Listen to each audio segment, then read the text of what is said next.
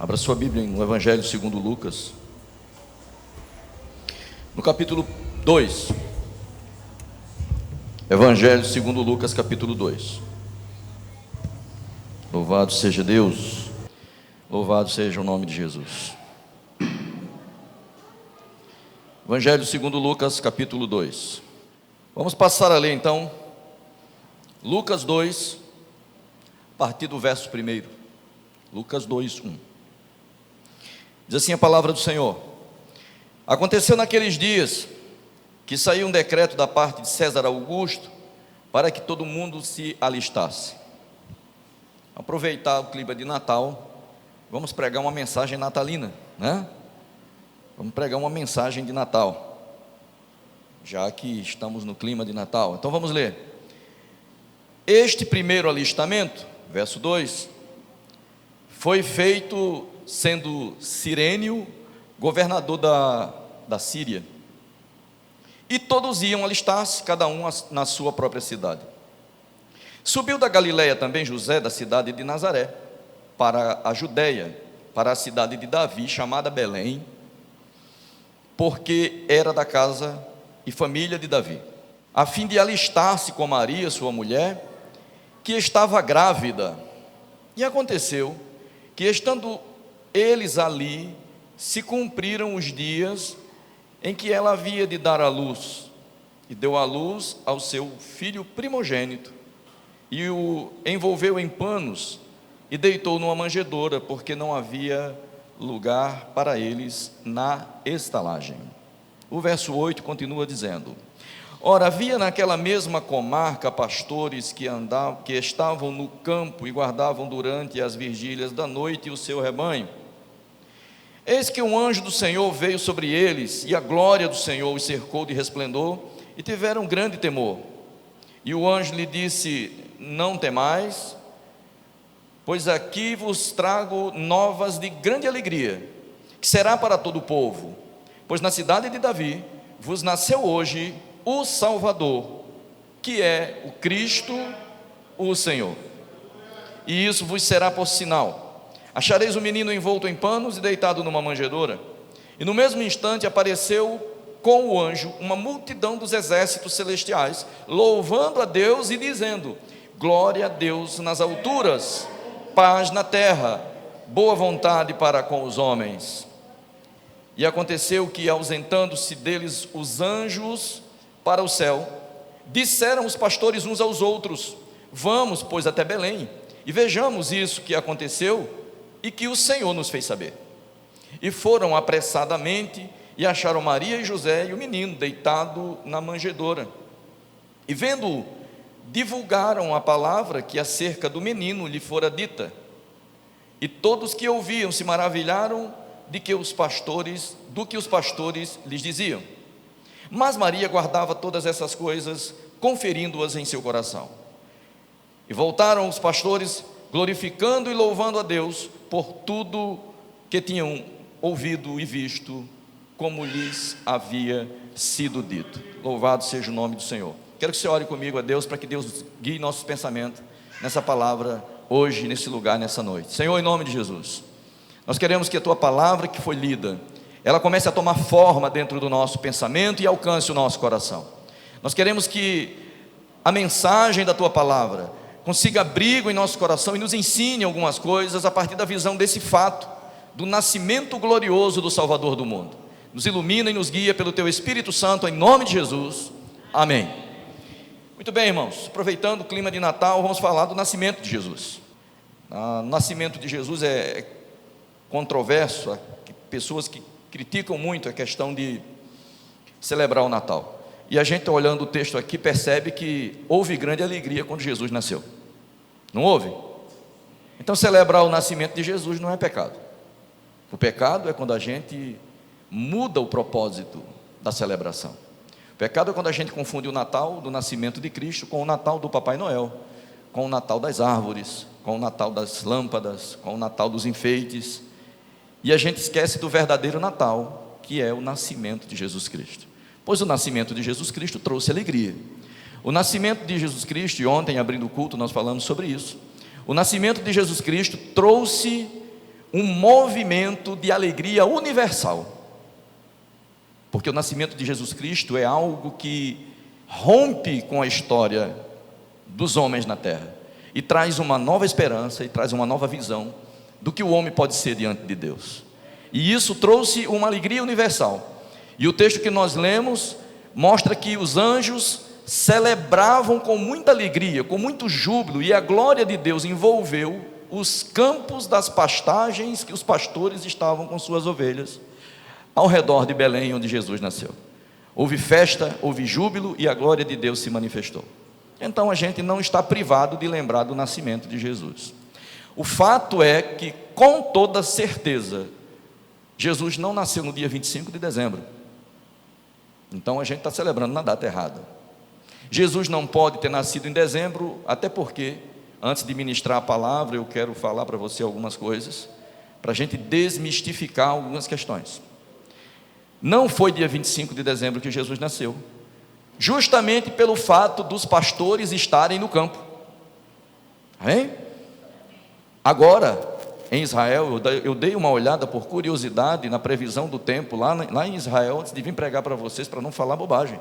E lá está um frio insuportável, e está nevando. E nessa época do ano, os pastores não ficam no campo. Os pastores guardam suas ovelhas nos abrigos. E eles só voltam a liberar as ovelhas depois da Páscoa, depois do mês de março, porque até lá vai estar inverno. E não tem condições dos pastores estarem no campo apacentando suas ovelhas como aqui estavam. Então essa é uma primeira informação bíblica que nos mostra que não foi em dezembro que Jesus nasceu. Não é o que nos empurra a rejeitar a alegria pelo nascimento de Jesus Cristo. Não é por isso que a gente vai repudiar, não vamos celebrar o nascimento de Jesus, não vamos lembrar do nascimento de Jesus, porque não foi nessa data. A gente não tem a data precisa, mas isso não significa que não traga alegria para nós o nascimento de Cristo. Agora, se a gente está celebrando o Natal do nascimento de Cristo. Outra coisa, se nós fôssemos pensar em outros elementos, a gente ia chegar a uma data próxima do nascimento de Jesus, mas não é meu objetivo hoje. Isso na Bíblia, se nós fôssemos olhar na Bíblia, quando Jesus nasceu, a gente teria pistas do mês que Jesus nasceu, por vários fatos bíblicos, mas não é o objetivo do nosso estudo hoje. Talvez quarta-feira talvez a gente trabalhe essa questão. Hoje não, hoje eu quero que você pense sobre o grande fato que marcou a história da humanidade, que é o nascimento do Salvador do mundo. Tá? Esses elementos que eu estou te dando é só para você entender algumas questões. Jesus não nasceu em dezembro, mas Jesus nasceu, tá certo? Jesus não nasceu dia 25 de dezembro, mas ele nasceu, e o nascimento dele trouxe muita alegria para as pessoas que moram nessa terra, trouxe muita alegria para aqueles que moram fora da terra. Até os extraterrestres se alegraram com o nascimento de Cristo. Amém, queridos?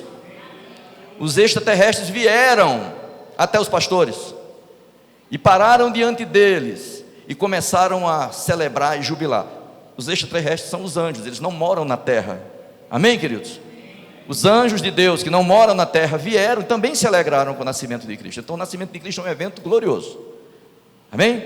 É um evento que trouxe alegria universal.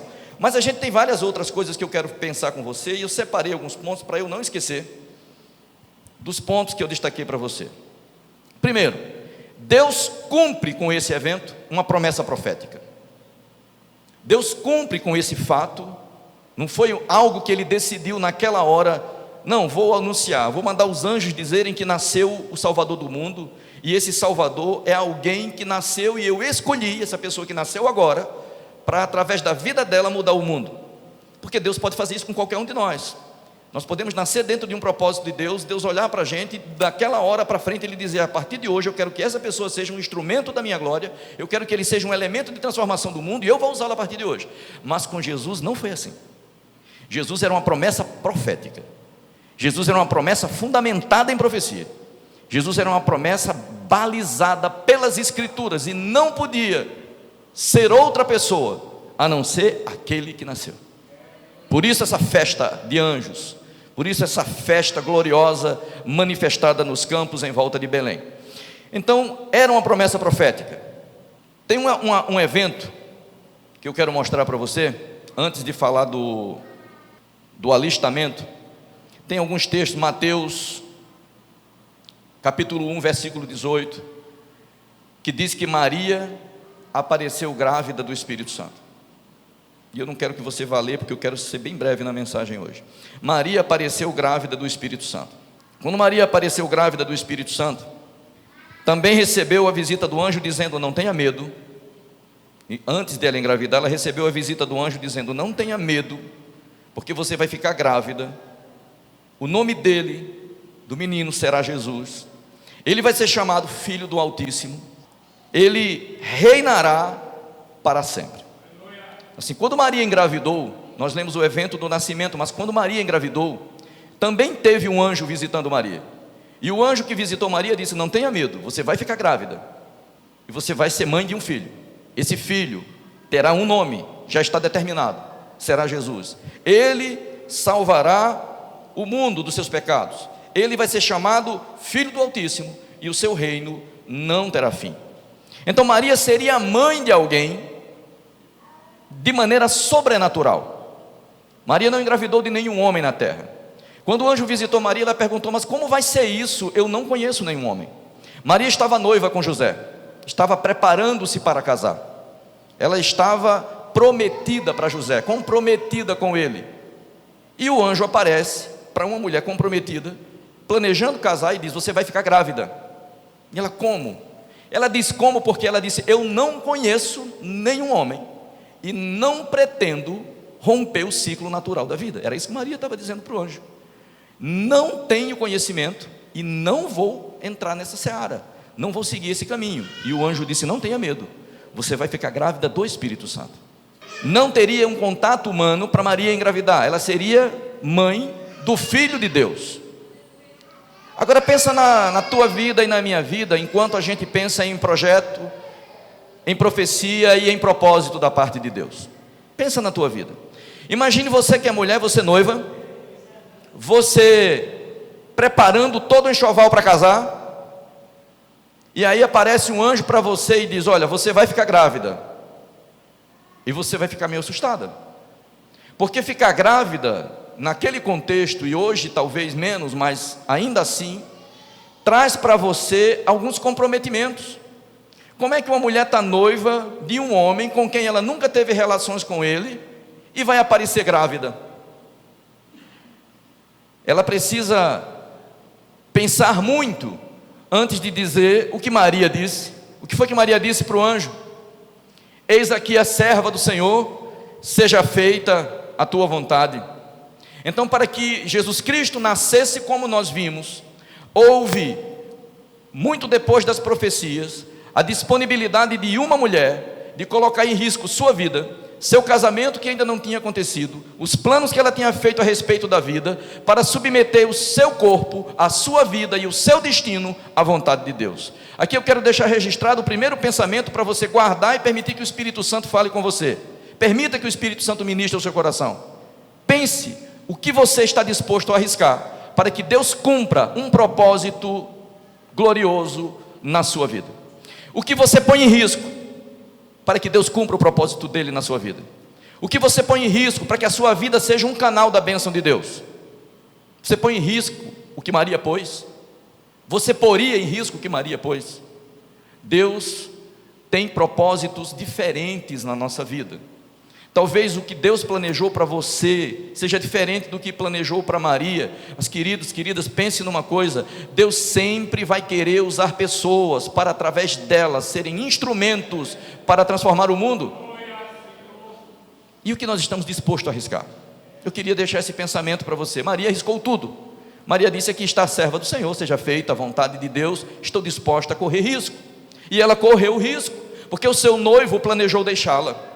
José, quando viu Maria aparecer grávida, ele tomou uma decisão: eu não vou ficar aqui, eu vou sair e vou deixá-la só. José tomou aquela decisão podendo ter tomado outra, como por exemplo dizer para as pessoas que Maria tinha traído ele, tinha aparecido grávida, o que faria com que ela fosse apedrejada.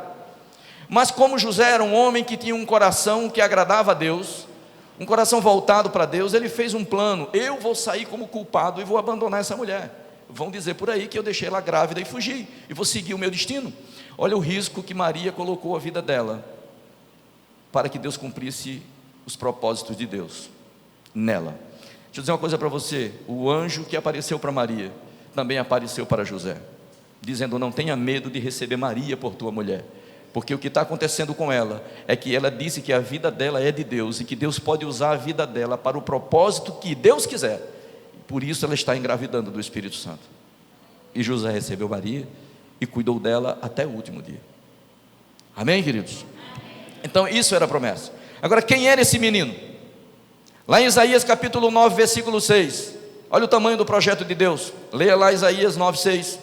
Isaías 9, 6, se você já achou, vai ver escrito assim: um menino nos nasceu, um filho se nos deu, o principado está sobre os seus ombros, seu nome será Maravilhoso Conselheiro, Deus Forte, Pai da Eternidade, Príncipe da Paz.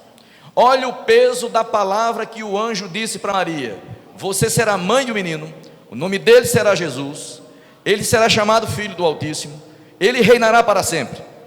Essa palavra do anjo concorda com o que a profecia de Isaías 9,6 diz: nasceu um menino, e esse menino não é qualquer menino, esse menino ele é Deus Forte, esse menino que nasceu é o Pai da Eternidade, esse menino que nasceu é o Príncipe da Paz. Esse é o menino que nasceu. A gente está falando de um nascimento de alguém especial, não é de um ser humano comum.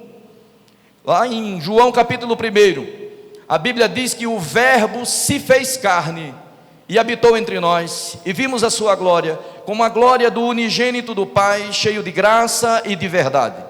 Quem nasceu foi o próprio Deus em forma humana, assim chamado o Filho de Deus, o Filho do Altíssimo, a encarnação do Verbo.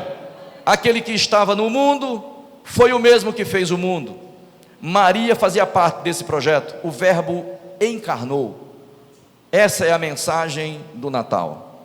O Verbo se fez carne, o Verbo habitou entre nós, o Verbo nasceu como um homem, viveu como um homem, morreu como um homem, mas hoje reina como Deus.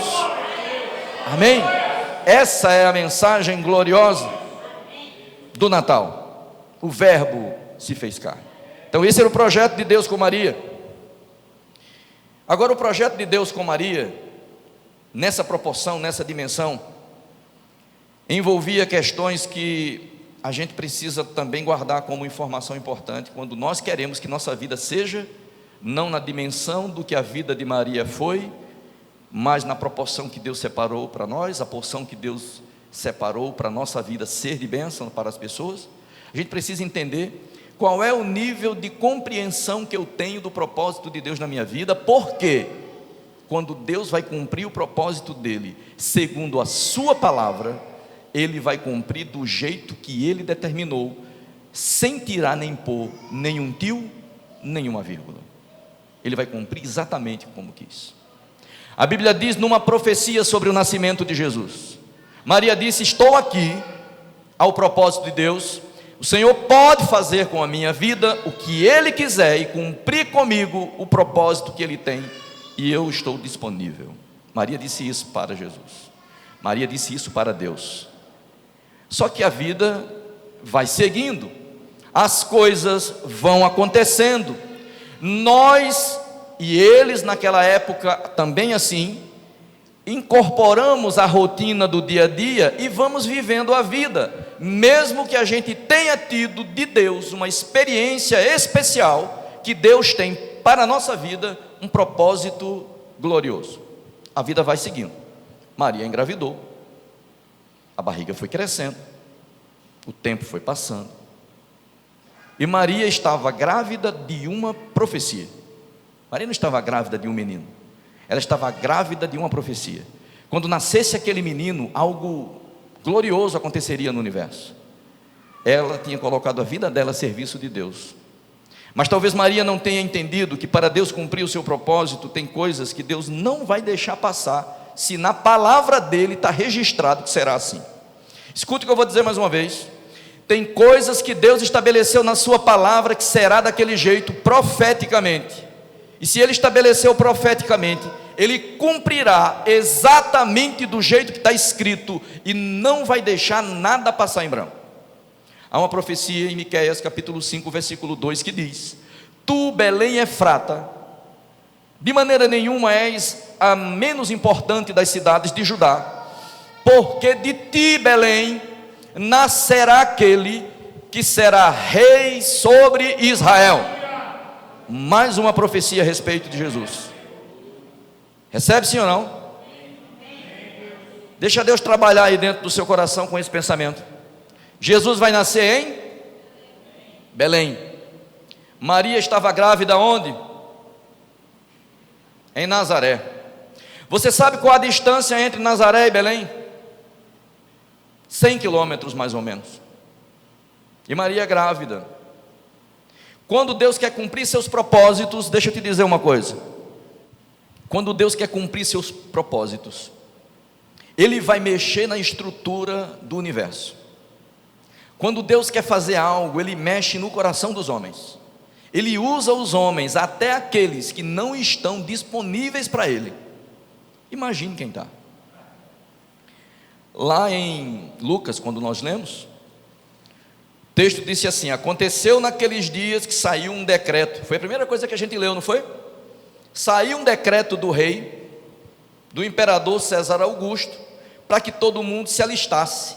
Esse foi o primeiro. Esse alistamento foi o primeiro, feito no tempo do governador da Judéia, chamado Cirênio, governador da Síria, chamado Cirênio. Todos tinham que ir, cada um para a sua própria cidade. Subiu da Galiléia José, da cidade de Nazaré, da Judéia, para a cidade de Davi, porque José era descendente de Davi, não era Maria, era José descendente de Davi.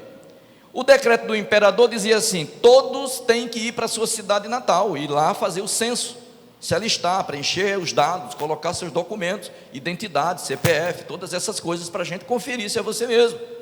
E as pessoas tinham que viajar longas distâncias. Está aí mais um ponto para a gente saber que não foi dezembro, porque não se fazia longas viagens no inverno, tá certo? Mas voltando ao nosso ponto, é que Deus estabeleceu em profecia que Jesus nascia em Belém e Maria estava grávida em Nazaré. Aí você precisa aprender uma outra lição. Você preste atenção se sua vida serve aos propósitos de Deus. O que você está fazendo com ela e onde você está? Porque você tem que estar onde Deus quer que você esteja. Embora você seja uma bênção, embora você seja um canal de bênção, embora você seja um projeto de Deus, você precisa estar onde Deus quer que você esteja. Consegue entender isso, sim ou não? Onde você está? Qual é o lugar que você está? Não, eu sou uma bênção, coloquei minha vida à disposição de Deus, mas onde você está? Maria estava em Nazaré. Era no ventre de Maria que estava o Salvador do mundo. E a profecia dizia que o Salvador do mundo não nasceria em Nazaré. A profecia dizia que o Salvador do mundo nasceria em Belém. E Deus mexeu no coração do imperador, para que o imperador estabelecesse uma regra, uma lei, um decreto, dizendo que as pessoas tinham que viajar para a sua cidade natal. Aí se cumpre a profecia, porque José era de Belém. José teve que fazer as malas, colocar Maria provavelmente no lombo de um jumento, porque a pé ela não andaria 100 quilômetros, uma viagem de mais ou menos 30 horas. Botou ela no lombo de um jumento, 9 meses de gravidez. Irmã Daniele, que teve Asaf aí há poucos dias, imagine aí 9 meses de gravidez, no lombo de um jumento, caminhando, o marido puxando. Irmão Carlinhos está onde? Irmão Carlinhos, 100 quilômetros, puxando um jumento, a esposa grávida com 9 meses, a bolsa rompe, não rompe, o líquido desce, não desce, já no processo de dilatação. Mas deixa eu dizer uma coisa para você: Deus não é cruel, é porque Deus tem um compromisso com a sua palavra para cumprir. Entenda isso. Deus não podia ter dito lá em Miqueias, através do profeta: Belém, você será a cidade onde nascerá o Messias, e o Messias ter nascido em Nazaré. Até porque quando Jesus já estava grande, ministrando e demonstrando quem ele era, houve vários questionamentos a respeito de quem era Jesus, e um dos questionamentos era: nós achamos que esse homem é de Nazaré, porque eles pensavam, porque Jesus morava em Nazaré, que Jesus era nazareno, por isso chamam Jesus de Nazaré. Mas Jesus não nasceu em Nazaré, Jesus nasceu em Belém, para cumprir a profecia. Entenda isso, Jesus nasceu em Belém. Todo mundo conhece Jesus como Jesus de Nazaré, mas isso não é verdade. Jesus não é de Nazaré. Ele foi criado em Nazaré, ele morou em Nazaré, mas nasceu em Belém. E houve questionamentos sobre isso quando Jesus já ministrava. As pessoas disseram: mas ele é de Nazaré, quando o Messias vier, ele será chamado filho de Davi. Ele é de Belém, da cidade onde Davi era. Era essa a visão que as pessoas tinham, porque a profecia determinava que seria assim. E para que Deus cumpra com a sua palavra, Ele move tudo para que se cumpra segundo o que Ele estabeleceu. Aí vai Maria e José caminhando para Belém, para que a palavra de Deus não deixe de se cumprir. Você já pensou, se Deus não zelasse pela sua palavra para cumprir, o que é que a gente ia fazer com Jesus, sendo o nosso Salvador, se a gente sabe que ele devia nascer em Belém, olhasse para a profecia dizendo que era de Belém, e Maria com 9 meses ficando em Nazaré, tivesse tido Jesus em Nazaré? O que é que a gente poderia dizer? Ele não é o nosso Salvador, que a profecia diz que ele nasceria em Belém. Mas Deus vela pela sua palavra para cumprir. Queridos, agora preste atenção: se Deus vela pela sua palavra para cumprir os seus projetos, você tem projeto com Deus, onde você está? Você tem certeza que você está no lugar que Deus quer que você esteja? Você tem certeza que a posição que você está hoje é aquela que Deus quer que você esteja? A gente deve pensar sobre isso. Se você quer ser canal de Deus, se você quer ser bênção de Deus, precisa entender se o lugar onde você está é o lugar que Deus espera que você esteja. Porque se você é canal de Deus mesmo, se você fantasia que você é canal de Deus, segue tua vida, que você não vai ter problema. Mas se você de fato é canal de Deus, se de fato você é vaso de Deus, se de fato você é instrumento de Deus, fica atento, porque Deus vai mover tudo para colocar você onde Ele quer que você esteja. Amém? Agora, se você não é vaso, se você não é canal de Deus, se você não é instrumento de Deus, quer um conselho? Relaxa e segue a tua vida, porque não vai acontecer nada. Você vai ficar onde você quer, porque você não entrega a sua vida como Maria entregou, dizendo: eis aqui a tua serva, faça em mim a tua vontade. Você precisa fazer isso com a sua vida, e quando você fizer, fique atento para que Deus conduza você, ou fique atento para o que Deus faz, para conduzir você para o lugar que Ele deseja que você esteja. Amém?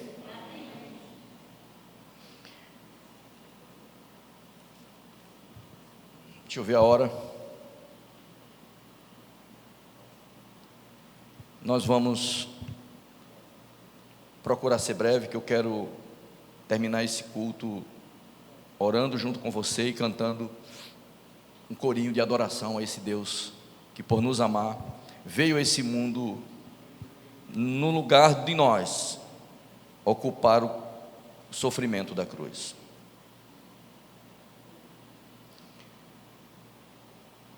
Amém. Quando os anjos apareceram aos pastores, eles disseram assim: vos trago novas que são de grande alegria. Primeira visão que os pastores tiveram dos anjos, atemorizou ele. Apareceu um anjo, você está sozinho, junto com seus amigos, fazendo seu trabalho, tocando sua vida, com a expectativa de que você vai ser abençoado por Deus em alguma área da sua vida, e aí você está vivendo sua vida sem nunca esperar que de alguma maneira sobrenatural Deus te dê uma experiência como essa que esses pastores tiveram. E foi assim que aconteceu com eles. De repente o anjo aparece, eles se atemorizam, e o anjo diz assim: não tenha medo, aconteceu um evento glorioso, e o evento glorioso é que hoje na cidade de Davi nasceu o Salvador, que é o Cristo Senhor. Essas 3 palavras, elas são importantes para nós pensarmos agora, e com isso nós encerrarmos. Quem nasceu foi o Salvador, que é Cristo, o Senhor. O Cristo é o ungido, o homem que perfeitamente ocupa o lugar de substituição pela nossa culpa, aquele sobre quem repousa o Espírito de Deus de maneira plena, para em sua humanidade pagar o preço que nós devemos, preço que nós não podemos pagar, preço que mesmo que quiséssemos, não conseguiríamos. Hoje de manhã eu falava sobre o preço da cruz e o valor que nós damos, o preço pago e o valor que atribuímos a isso, porque preço é uma coisa e valor é outra coisa. O preço Jesus pagou, agora o valor que nós damos ao preço pago é com cada um de nós.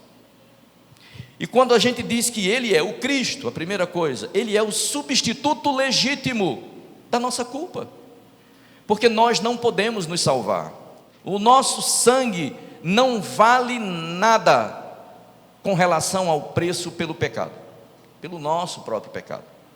Se morrêssemos pelo nosso próprio pecado, nós não pagaríamos o preço, nosso sangue não vale.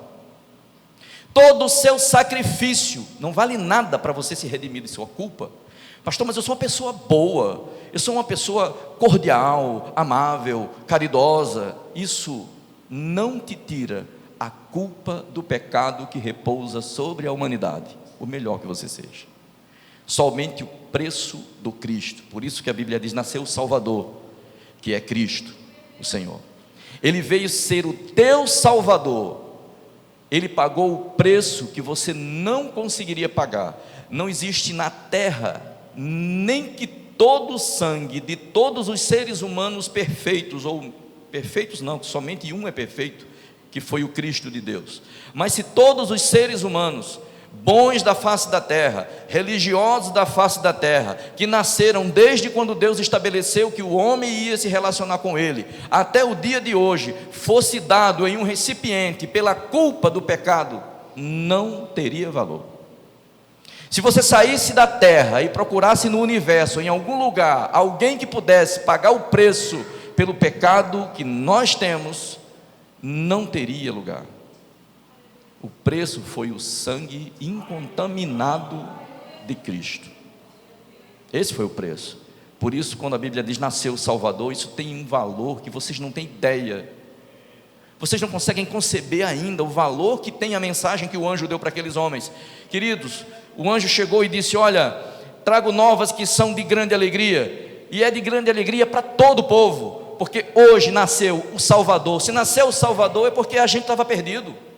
Se nasceu Cristo é porque Ele era o nosso substituto. Agora Ele é Salvador, Ele é o Cristo, mas precisa ser Senhor. Porque muitas vezes a gente hoje aceita Jesus entendendo: poxa, Ele é o Cristo, Ele é ungido, o único que foi digno de ser o substituto no preço pago pelo pecado da humanidade, por ser um homem sem pecado, por ser Deus em carne. Ele é o meu Salvador e Ele é o meu Cristo. Mas querido, deixa eu te perguntar uma coisa. O anjo disse que Ele era Salvador, Ele era Cristo e era Senhor. Ele é teu Senhor? Porque quando Ele é teu Senhor, Ele dirige a tua vida como dirigiu a vida de Maria. Se Ele é o teu Senhor, Ele dirige a tua vida para os propósitos que Ele planejou que a tua vida teria.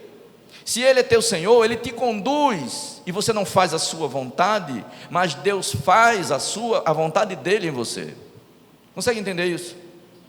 A oração do Pai Nosso, que a gente muitas vezes repete sem entender, é: faz a tua vontade na terra como ela é feita no céu. A gente repete isso orando e nem entende a dimensão da declaração que a gente faz. Senhor, faça a tua vontade na terra do jeito que ela é feita no céu. A gente diz isso, mas se Ele não é Senhor da nossa vida, a gente vai ficar fazendo declarações, mas fazer com que Ele seja Senhor é nos colocar na condição de obediência. Se Ele é Senhor, é porque Ele manda. Se Ele é Senhor, é porque Ele controla. E como é que você sabe que o Senhor manda em você e controla você? Quando você se submete à palavra dEle. Não é a minha palavra, é a palavra escrita. Amém? Não é a minha vontade. O pastor disse que é para fazer isso, ou o padre disse que é para fazer aquilo. Não é o pastor, é a palavra de Deus que define. Quando você enxerga na Bíblia qual é a vontade de Deus para a sua vida, aplique a vontade de Deus na sua vida, e Ele será para você o que os anjos anunciaram que Ele era no seu propósito original: Salvador, Cristo e Senhor. Ele não nasceu para você ficar admirando o que Ele fez. Ele nasceu porque a luz verdadeira que alumia todo homem que veio ao mundo estava ali na terra. Mas a Bíblia diz que veio para os que eram seus, e os seus não o receberam. Mas a todos que o receberam, deu-lhes o poder de serem feitos filhos de Deus, a saber, aqueles que creem no seu nome. Amém, queridos? Então eu queria que você guardasse isso no seu coração. O que você tem que fazer quando você tem uma notícia dessa? A salvação chegou. A Bíblia diz que os pastores, quando viram essa notícia chegar, depois de se atemorizar, viram uma grande festa. Outros anjos se juntaram ao anjo que trouxe a notícia e fizeram uma celebração de alegria. E os anjos foram embora, e quando os anjos foram embora, o que resta fazer é pensar sobre o que aconteceu, né? E uns conversaram com os outros: o que é que nós fazemos agora? O que é que a gente faz com essa notícia? A Bíblia diz que eles decidiram ir procurar onde é que estava o menino. O que você faz quando você tem uma notícia que Cristo tem boas novas para você? Você quer dar aquelas notícias que são novas, que são boas, para as pessoas com quem você tem contato. E a Bíblia diz que eles foram ao encontro de onde estava Jesus e encontraram Maria, encontraram José, e encontraram Jesus envolto num pano. Um bebezinho pequeno, envolto em panos. E eles chegaram regozijando, dizendo: vocês não sabem a experiência que nós acabamos de ter no campo. Não tinha acontecido nada ali no lugar onde Maria estava. Jesus tinha nascido, mas não tinha acontecido nada de sobrenatural. O que aconteceu de sobrenatural aconteceu no campo em volta de Belém. E os pastores vieram regozijando de alegria para em volta daquele menino fazer uma festa. E eles estavam eufóricos, dizendo: recebemos visita de anjos, que fizeram uma celebração gloriosa, que festejaram em nossa volta, dizendo que o Salvador do mundo veio, o Filho de Davi, que reina para sempre. Ele veio, e é esse bebê. E as pessoas ficavam maravilhadas ouvindo eles dizerem aquilo. E Maria, consciente do seu chamado, consciente do seu propósito, em silêncio conferia todas as coisas no seu coração. A euforia é boa, mas a consciência do propósito que Deus tem na tua vida também é muito bom. Maria era muito consciente do que ela tinha feito e do que faria pelo propósito de Deus. E toda a festa daqueles pastores não mexeu com os ânimos de Maria. Maria, quieta, conferia todas aquelas informações no seu coração. Havia uma festa, uma alegria: é ele o Messias. E a mãe do Messias, em silêncio, olhando aquela festa gloriosa acontecer. Queridos, deixa eu dizer uma coisa para você: valorize essa notícia. Já faz 2000 anos que Jesus nasceu, mas ele nasceu, viveu, ensinou, morreu e ressuscitou. E a boa notícia é: a humanidade tem esperança. A gente não está perdido, a gente não está condenado. O sangue de Jesus paga o preço. A luz que ilumina todo homem que vem ao mundo já resplandeceu na terra. A gente precisa olhar para Jesus, se alegrar porque Ele veio, porque isso tem um significado muito profundo e glorioso para quem recebe dele essa mensagem nova de salvação. Amém? Se você já recebeu essa mensagem de salvação, se alegre por ela. Deixe Jesus ser teu Senhor, além de ser teu Salvador. Se você quer receber Jesus como seu Senhor e Salvador, faça isso. Mas Ele precisa ser seu Senhor e Salvador, de verdade. Vamos orar a Deus.